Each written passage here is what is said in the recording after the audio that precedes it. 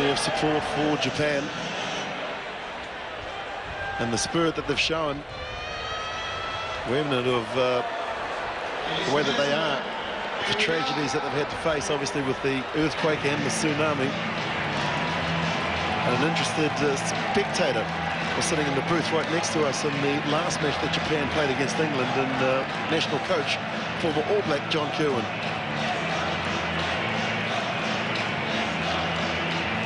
There's your referee from France, Laurent Cardona.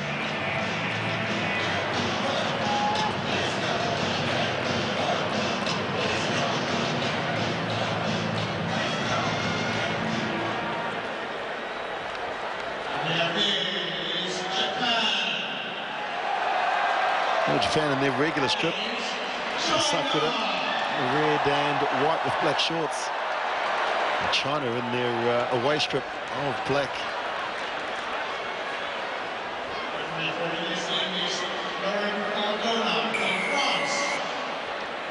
We're underway. Sakai puts in a good kick and not controlled by the Chinese. So first possession possibly for Japan.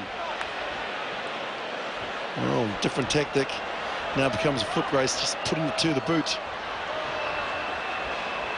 Oh, China have started the game magnificently. They've got players out to the right, trying to move it out to the man that was clear, Zhu Zhen. And China earlier today losing to the USA by 14 points to 36. Definitely competitive, and you'll hear the roar from the crowd if they are able to score the first try. Wang Chongyi. Chongyi with good support on the inside, and what a moment for Li Jialin.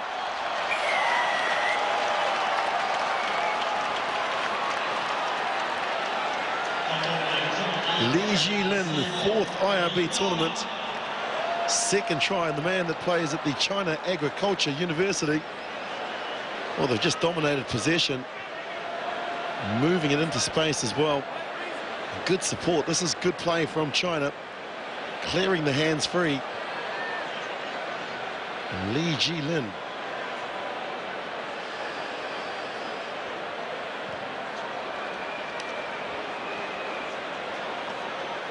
Unsuccessful with the conversion. And Japan had 3 players not cleared to come because they are required for the rebuild of their business back home after the quake. Japan only had 11 players, and the manager, Iwabuchi, was the 12th man. As I mentioned, John Kirwan, former All Black and national coach, he wants Japan to be more competitive at the 2016 games.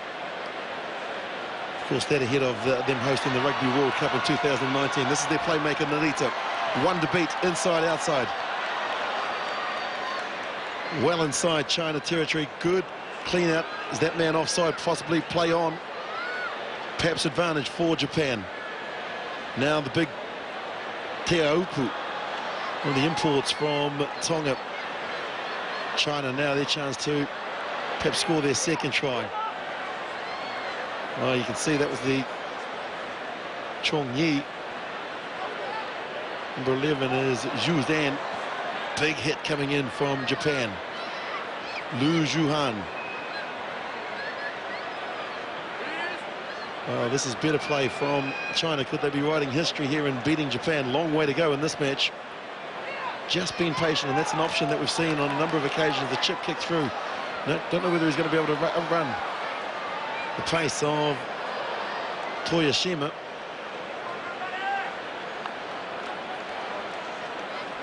There's the Chinese coach, Zhang Yuming. Won the ball here in Hong Kong in 2006, where they beat Chinese Taipei by 47 points to 0.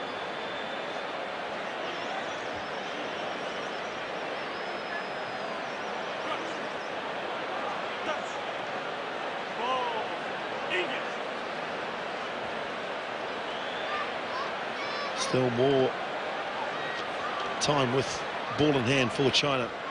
One way, then the other. Wang Jing. Good offload. Yu Sen. I think there's a turnover. Yes, China guilty of not, or playing the ball on the ground.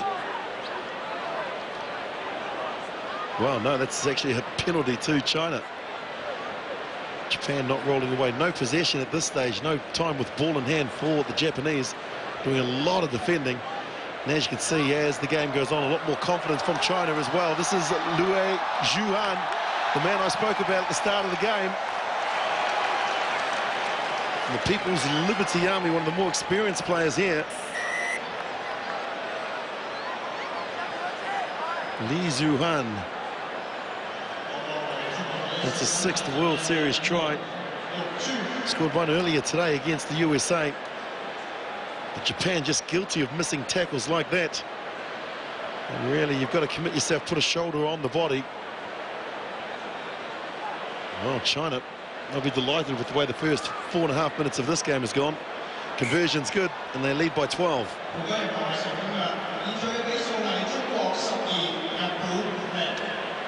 Now, this won't please the Japanese coach there, Wataru Murata, former Japanese international scrum half. 43-year-old, retired from playing in February of 2008. Was a terrific player as well. Having spent 6 years playing professional rugby for the Yamaha club, I knocked heads with him on a number of occasions. Very competitive. He's trying to install that with this team here. But he won't be too pleased because, once again, China are in control of the ball. Jialin now moves it wide. This is Yu Sen. Has he got enough pace? He should be able to get on the outside, but good defense coming in from Yamauchi.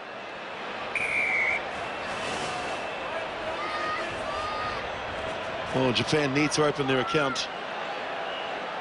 And they're doing it with Teaupu. Now they're moving it wide. Where's Lotte Takeri, the man that was so instrumental in that victory? Well, not victory, but the loss against England. China looking to make it 3. As he knocked it forward, referee says no, play on. And there is the man that I was talking about with ball in hand, Lotte Takeri, just trying to slow things down into the last minute of the game.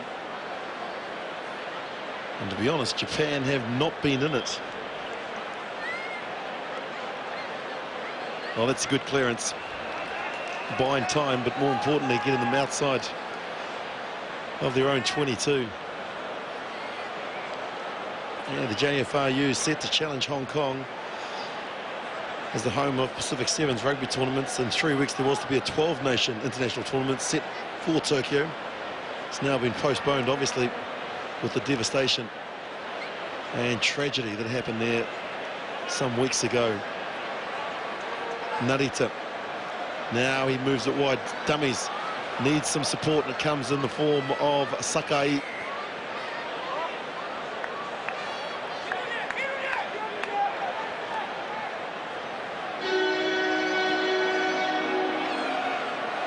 Well, China will kick it for touch and take the 2-minute orange break.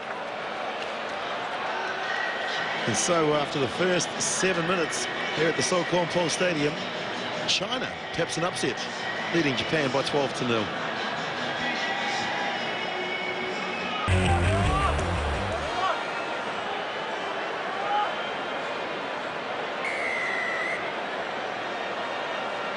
Second half of this match between China and Japan. China kicking off, hasn't gone the required 10 metres, so immediate possession for Japan. And they really need to get back to the style of sevens that they were playing against the USA last night, where they were beaten by 5 points, and also against England. Much different, well, different side, different style of play. They really used the ball well in their speed and pace and didn't go into contact as they have here. That's Narita, the ball player for them. Yamauchi now moving it out. Here he is again, getting involved. Takeri now coming in off the short ball. This is such a different pattern to what we saw. This is where they need to push it wide now. This is better from Japan. Narita moves it wide. Toyoshima, has he got enough pace on the outside? Thrown into touch.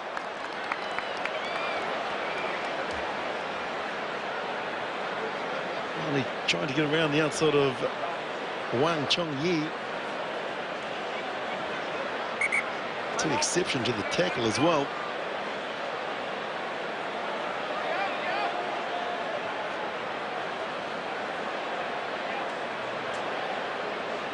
And visits the opposition 22, 4 for China. They've scored twice.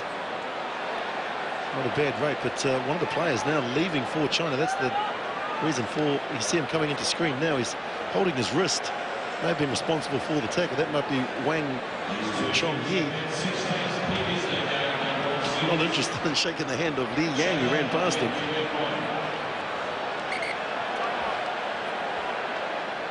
Well, Japan with their best opportunity in the match. Need to compete here, need to put pressure on China. But they're in possession. There's the traditional kick. We get to see from some of the teams who don't back their own skills in their own half. Rescued by Toyoshima. That's his own 10-meter mark inside Japanese territory. Wow, that's adventurous but foolish. Once again, possession being given away. Asking his other players to come up and make tackles, and that's what they've done. A turnover here. This is Sakai. Oh, knockdown, play on, says the referee. China now find themselves with possession, but at the wrong end of the field. More kicking. Not sure whether that's the right option because it's fallen in the hands of Japan. Need some patience here. Patience is going to get them their first try. And Yamauchi. And players with players off. Well, players offside. This is Takiri. Now there's space out right. This is where they need to move it. And finally a try for Japan. Tiaupa. Sione Faumoa. Tiaupa. It had to happen. The 23-year-old Tongan-born, half Tongan, half Samoan. That's a dangerous mix in itself. There you go, stepping off the right foot. Too much class, too big and strong. Crucial conversion coming up as well for Japan. It's good from Sakai. They close the gap to 5.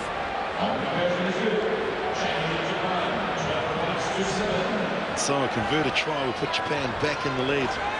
Yeah, interesting there. Kapua, Tongan-born, as I was saying, second tournament after Las Vegas. 4th year at Daito Bunker University. That's where a lot of these Polynesians are now getting their education. You're going to see the touch judge coming in.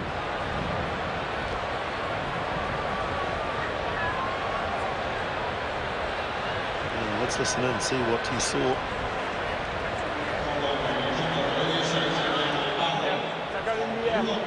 Dangerous tackle in the air. This will be a penalty for China.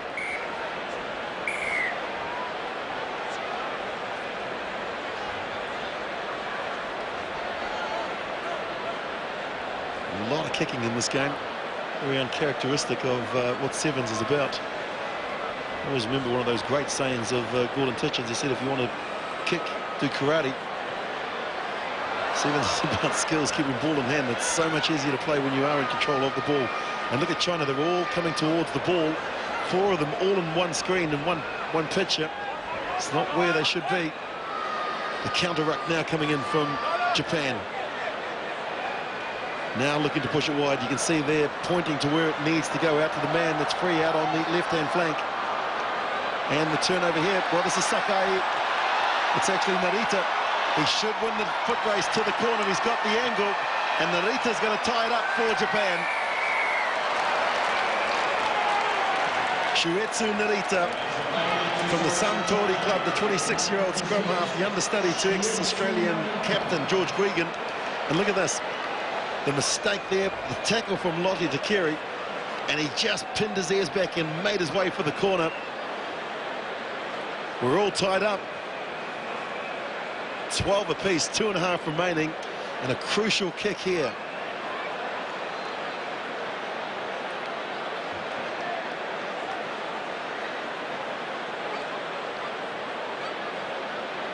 Katsuyuki Sakai lines it. It's looking pretty good. Just pushed wide. Well, 12 all, and as we know in Sevens, the team that scores the try now kicks off to give possession to the opposition.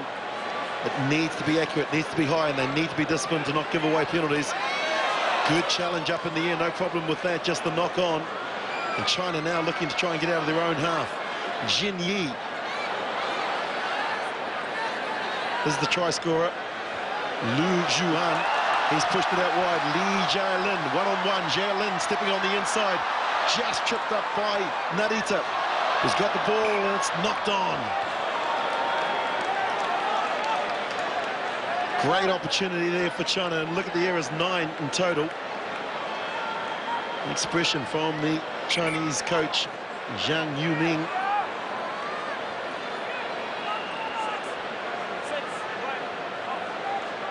Wow, this is a big change.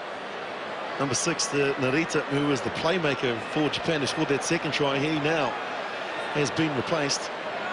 Tomohiro Shokai from Doshisha University, the 21-year-old who also made his debut last month in Las Vegas.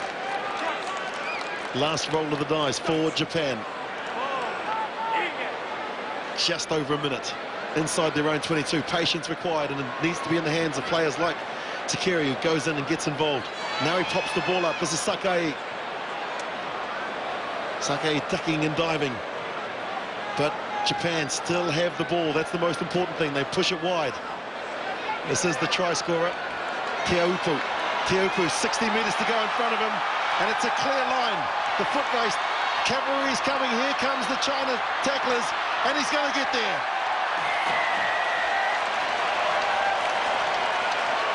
What a moment. Sione Faumau Teaupu.